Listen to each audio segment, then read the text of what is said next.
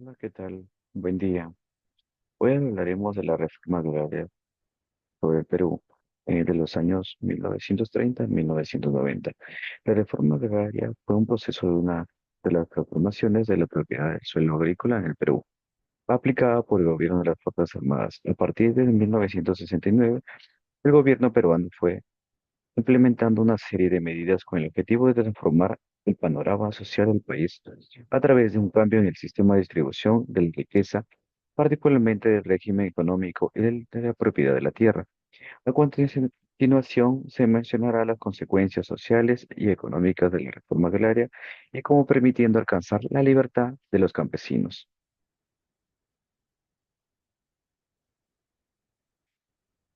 Las consecuencias sociales y económicas de la reforma agraria, en un artículo de Valderrama de 1978, menciona que la reforma agraria trajo consigo una serie de problemas. Sin embargo, los campesinos apoyaron con ello debido a que principalmente ellos en esa época eran vistos esclavos más que como humanos, por lo que esto eran maltratados y sufrían mucha discriminación de parte de su patrón. Gracias a ello, y a tanta desigualdad es que se da la reforma agraria, que a su vez fue devastadora, pues que todo tiene su precio, y la cooperativa tenía un precio muy elevado que pagar. Es así como empieza a perder producción, la gente emigró, vendieron sus tierras y sobre todo se mantuvo en la misma desigualdad.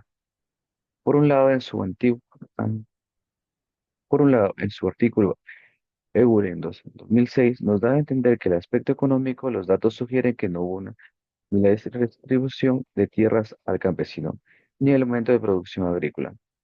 Sin duda, comenzando a entender el impacto que tuvo la reforma agraria en el país, pero la responsabilidad de su éxito o fracaso se le atribuye al campesino, lo cual es que debatible porque si el control sobre el mayor proporcionado de tierras estaba bajo el control de las cooperativas de producción, antes del campesino.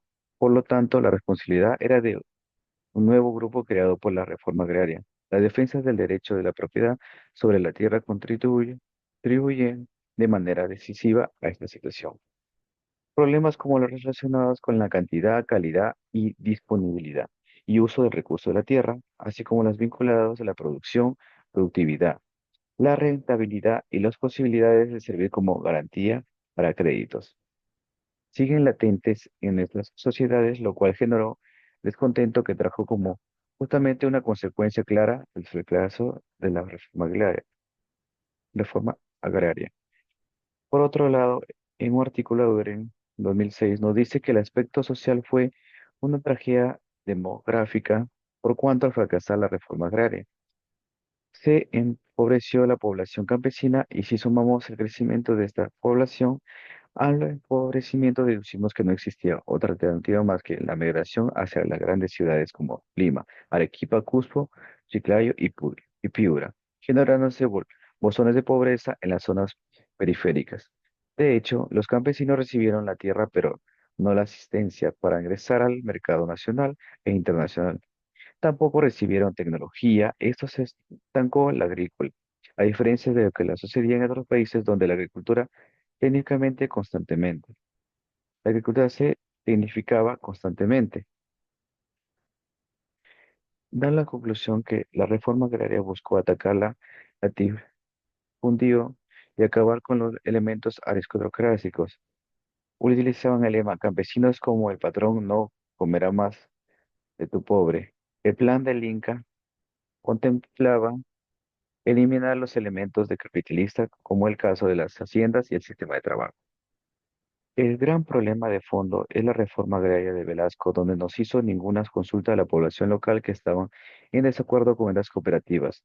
El único interés que tenían eran las tierras. Finalmente, en la sierra no hay una política clara en ningún gobierno para sostener y desarrollar las pequeñas agriculturas familiares.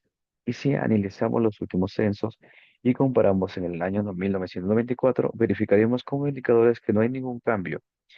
La mayoría de la población tiene educación básica, primaria y secundaria, en algunos casos incompleta, y hay algún poco nivel de desarrollo intelectual, menos el 15% reciben crédito, menos el 10% reciben asistencia técnica. Gracias.